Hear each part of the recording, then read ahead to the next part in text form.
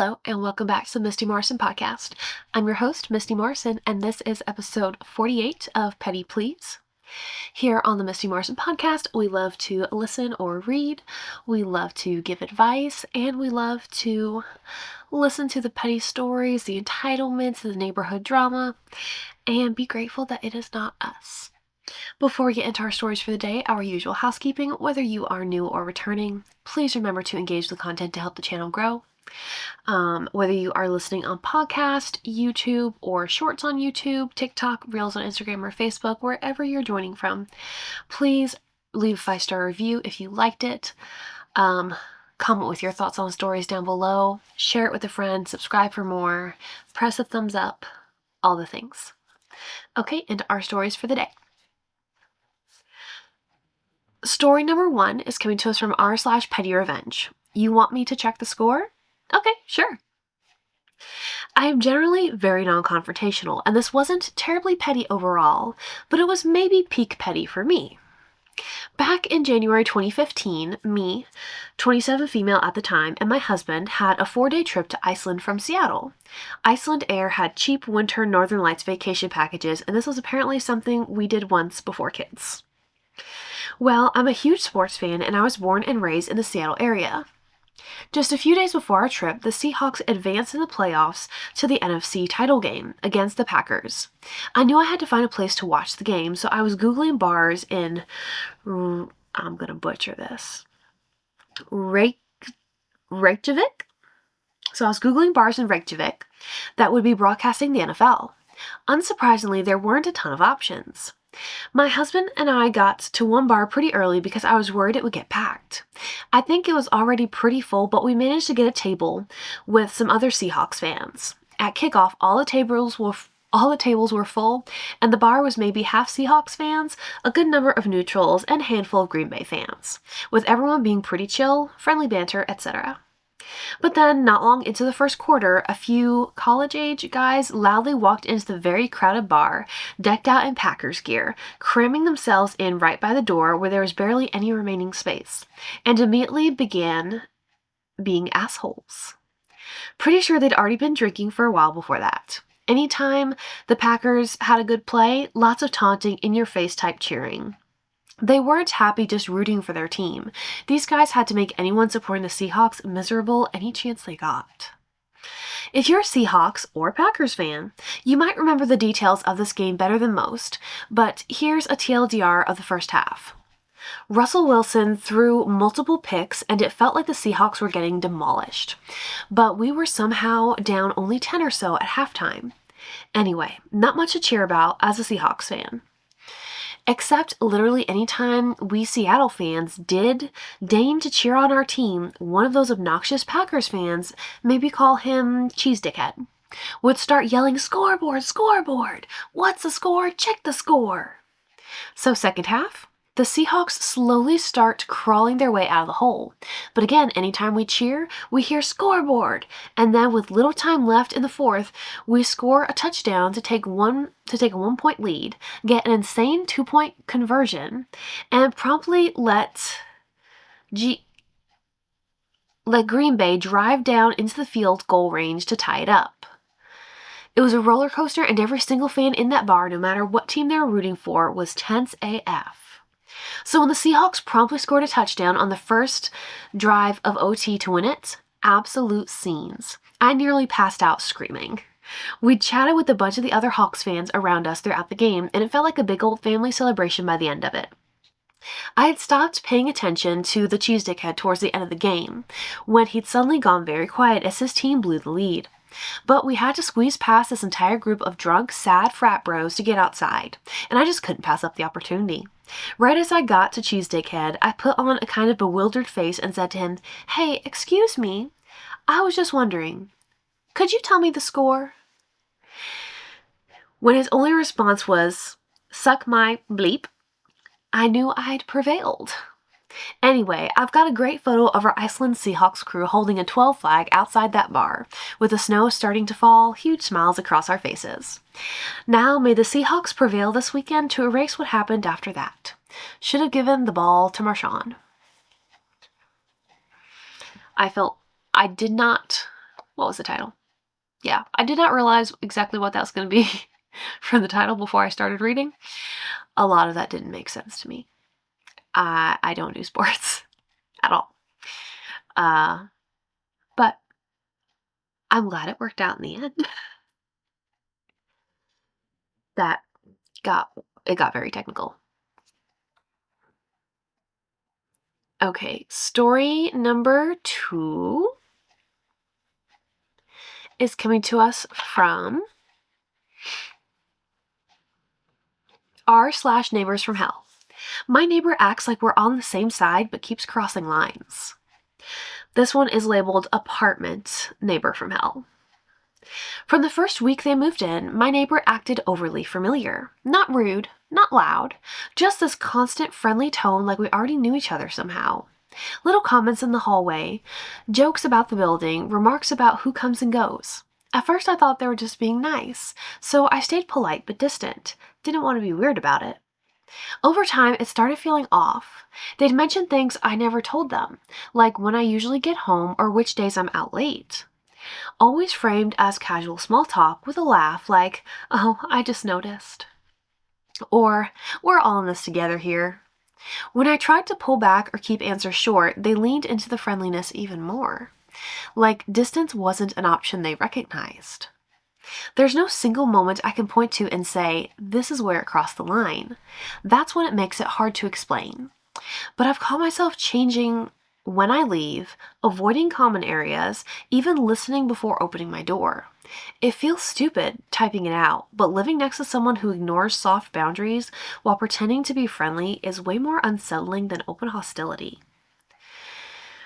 I could see that. Because like with open hostility, you know where you stand versus someone who's trying to fake it. You really have to wonder. Like they really keep you guessing, and that uncertainty is concerning. There's the first comment I can see, because it was a short story, says, "Set your boundaries now. Life is too short to compromise your comfort at home." And then there's another comment further down that says, "That's creepy. Maybe they're being passive aggressive to noise. OP, if you don't want to be friends with them, I would just tell them outright." And there's a lot of people like asking in the comments for more details.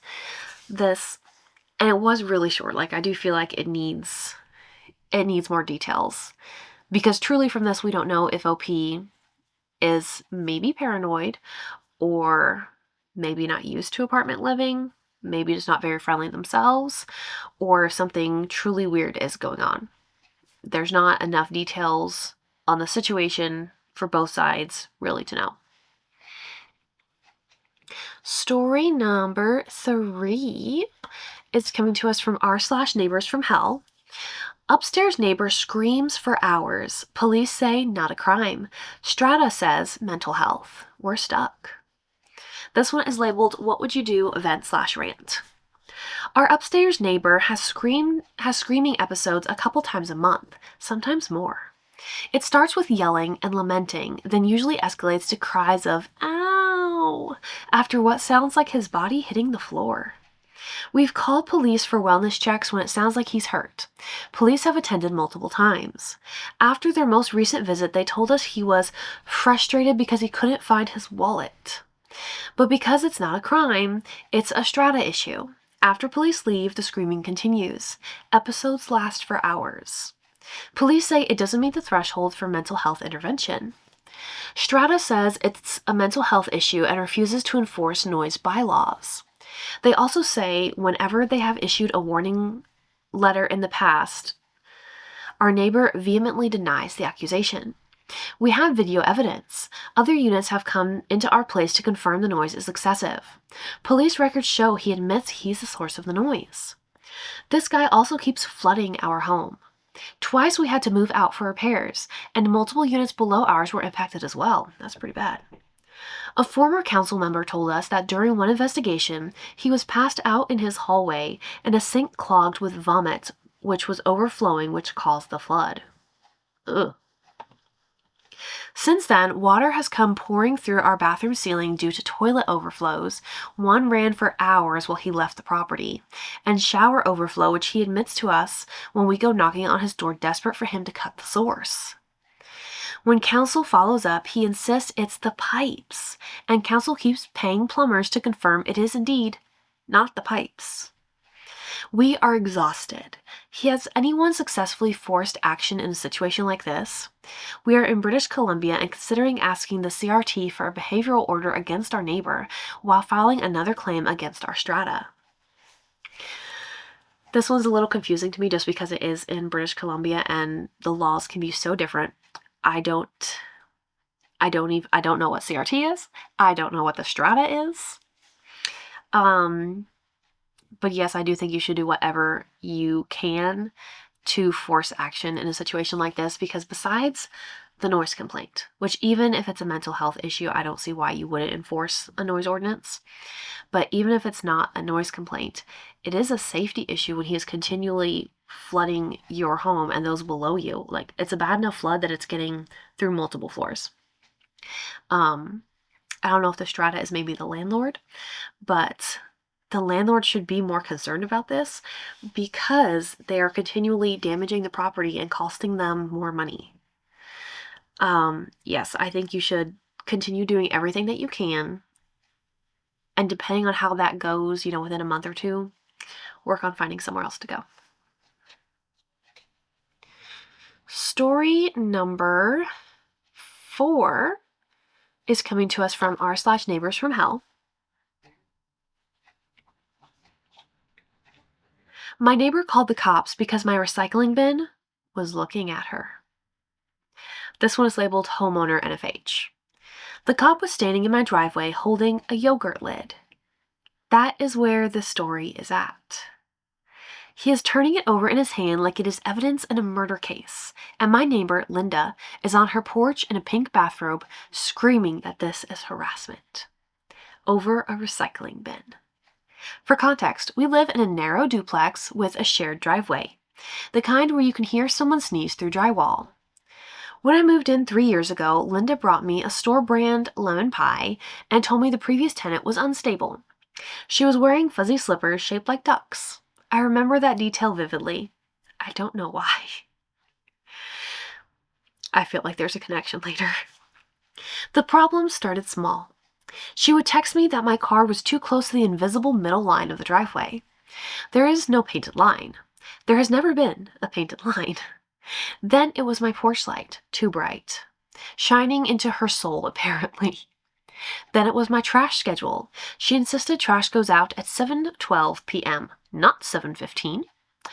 I thought she was joking. She was not joking. Fast forward to yesterday morning. I roll my recycling bin to the curb before work.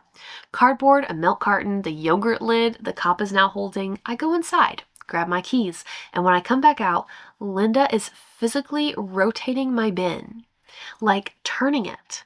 I ask what she's doing. She says the logo on the bin is facing her house and it feels aggressive. Aggressive. I laugh. That was my first mistake. She tells me I have been antagonizing her for months. With my parking, with my wind chimes, with the way I close my trunk. I tell her I am just existing. She says exactly. I go to work. I think that is the end of it. It is not the end of it. Around noon, I get a call from an unknown number. It is a police officer asking if I am aware that I have been intentionally placing objects to intimidate my neighbor. I froze. He says she reported that I positioned my recycling bin to stare directly into her kitchen window and left threatening trash exposed. Threatening trash. I leave work early because I'm not about to have a file somewhere that says recycling intimidation. When I pull up, Linda is outside with her arms crossed. She has moved her patio chair into the driveway like a barricade. The officer is calm, almost bored. He asks if I can just angle the bin away to keep the peace. I say sure, fine, whatever. Linda says that is not enough. She says this has been a campaign. She says I rev my engine to disrupt her meditation. I drive a 2012 Honda Civic. It sounds like a depressed lawnmower. She says my Amazon packages are piled in a way that suggests hostility. At this point, I am laughing again because it is either that or start screaming. And then she goes nuclear. She says I have been filming her. I have not. She points at my doorbell camera, the one that faces the driveway, the shared driveway. She says it is invasive. The officer asks if it is pointed at her windows. It is not. It is pointed at my car because someone stole my catalytic converter last year. Linda starts crying, full sobbing. Says she does not feel safe in her own home. Now the cop is looking at me like maybe I am the problem. Because who makes a middle-aged woman cry over a recycling bin? I explain this is not new. I told him about the parking text, the light complaints, the trunk accusations. I show him screenshots. I have a folder labeled Linda because I am not stupid. He reads one where she tells me my recycling has too much cardboard and it is spiritually cluttering the curb. He blinks. He finally hands me the yogurt lid back. He tells Linda there is no crime here. He suggests mediation. Mediation over a bin.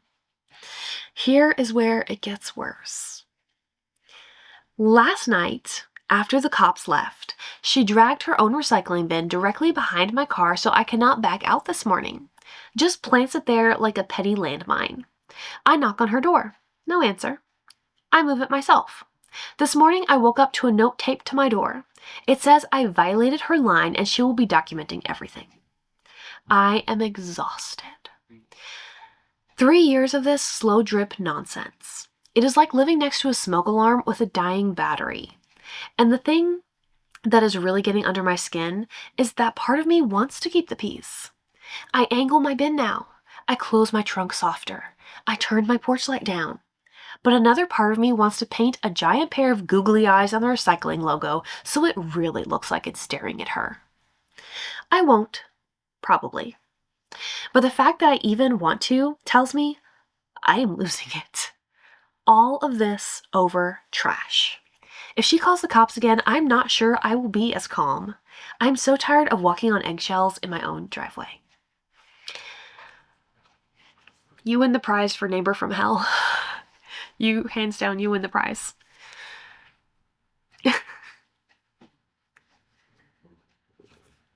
The first comment says, put 2 huge googly eyes on the bin and face them towards the road so that way she knows which way it's looking. Oh my goodness. I probably really would do the googly eyes because it's too ridiculous not to egg it on. I mean, I also would have been laughing because it's just so ridiculous. Your trash and your packages are intimidating. I would start googly eyeing everything. I wouldn't have had that idea independently, but now I'm going to keep that one in the vault. This was such a good story. I love this one. Story number 5 cannot possibly beat that one, but we'll read it anyway. Story number 5 is coming to us from r/pettyrevenge. Ask me about my weight? Let's make it awkward. I, 36 male, work in an office that is exclusively made up of male coworkers. I am 6'7" to my 154 pounds, which means I present as quite skinny. To be clear, I do not have any eating disorders or illnesses. I have deduced it to be related to high metabolism. Either way, I feel I am perfectly healthy as confirmed by my GP. The big boss, let's call him High Septon, has made some jabs and playful jokes, as he probably would phrase it, regarding my weight, like calling me Sparrow in my native language, which is normally interpreted as a small, skinny, frail person. I don't really care what he thinks about me personally. He doesn't know me on a personal level, but it kind of rubbed me the wrong way. I may be able to take it, but what of my colleagues? Not everyone has thick skin, and not everyone can shake it off. So I decided to throw a wrench in there the next time he brought it up. Yesterday, the High Septon came over to my desk and asked me something, which for some reason led into a discussion about food. HS. So, are you gonna eat today, Sparrow? Falsely insinuating that I don't even eat every day. Me. Nah, I'm on a diet, trying to lose weight. HS. What? Me. Yeah, I've been feeling kind of bloated lately. I want to lose like about 22 pounds. HS. But you can't do that. You're not really on a diet, are you? I just shrugged and went back to working. He just stared at me, then meeked back to his own desk. For clarity, I currently have a BMI of 20.5. The imaginary target weight I threw at him would put me at 17.5, which is way too low. I have absolutely no plans on losing any weight. If anything, I struggle to put on weight. He avoided me for the rest of the day and hasn't looked at me all day today. And best of all, no comments about food or weight. If he says something more, I'm going to call him out. But for now, I will just continue to wallow in the awkward, tense environment I've managed to create. Good for you. It's always the best when you almost make them speechless because they really did not expect you to say that at all. And they're just like dumbfounded. They don't know where to take it now because it didn't go exactly where they expected it to go. I love it. Good job, OP. Okay, that is... Let me see if I read one more. That's a long one. Okay, we'll read one more. Story number 6 is coming to us from r/pettyrevenge. Finally broke it off with an avoidant partner. He lied to me about a lot of stuff, including hiring sex services and cheating on his previous relationship. We broke up a few days ago, but he still has all his stuff in my house. He'll have it picked up later today, but he won't be going personally. I don't know what came to me, but since he forcibly left all of our memorabilia with me, I took the sweet liberty to hide everything in all his stuff. We took a ton of photo booth pictures while we were together. Bottom of his bag, we have a picture there. Inside the board game he likes to collect, each one has a hidden photo there. Some are really hidden. It will probably take a long time to find them. Bottom of his moving boxes? Yeah, you guessed it. Random things in his stuff? Yeah, he can blind box our pictures. The shoulder bag and all the other stuff I gave him, all stashed away in random places in his boxes. I'm not keeping them anyway. Good riddance. Thanks for nothing. Look at you go. OP did comment, it's the first comment on here, saying he is adamant in throwing everything away. I don't want to keep our things either. Just the thought of him opening every single board game, he has dozens, to check is kind of funny. Some have our pictures, some don't. Some are hidden inside all the manuals or buried behind the insert. Honestly, just the thought that he'll be paranoid if he finally got everything I hid is enough for me. Well, good luck. I mean, that's evil and it's brilliant all at the same time because you know he's going to wonder. And the making him wonder will be what drives him crazy because you know there's no way he can like have a complete inventory of everything that there was. There's no way. He's just going to go through his stuff and wonder when's the next time he's going to find another landmine. Okay, that is 6 stories for this week's episode of Petty Please. Thank you so much for being here for another episode of the Misty Morrison Podcast. And remember, kindness changes everything. I'll see you guys next time. Bye.